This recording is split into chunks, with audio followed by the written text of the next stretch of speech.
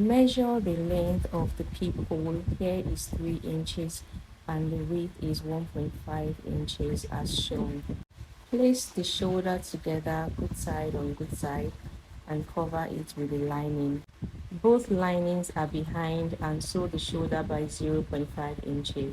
The right side should look like this when you're done, and the wrong side should look like this. Next, top stitch around the peephole area. Cut on bias a strip of 1.5 inches by width. Here's how to place your fabric on bias. Separate the folded parts. That is your bias line. Mark the width of the strip desired and cut out. A bias strip should stretch like this.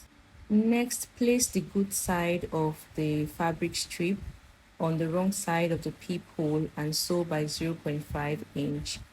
Next, fold the fabric strip ½ inch first and ½ inch again towards the good side and cut out any excess fabric. Top stitch very close to the fold. When you are done, lay the neckline the way it should look flat on the table. Starting from the center back neckline, come in your fabric bias strip. Again, the good side of the fabric strip is on the wrong side of the bodice, sew the neckline by ½ inch. When you get to the center front, you should mark 1 inch. That should be the gap between the peephole.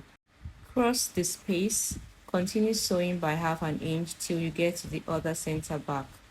Here is the 1 inch space. Create several notches around the neckline. Next, fold by ½ inch and ½ inch again towards the right side of the bodice and top stitch once again close to the fold. When you reach the other center back of the neckline, the peephole is ready. Ensure to give it a good press, and here you have it. Thank you for watching. Do like, share and subscribe, and please put on your notification bell for more videos. Bye.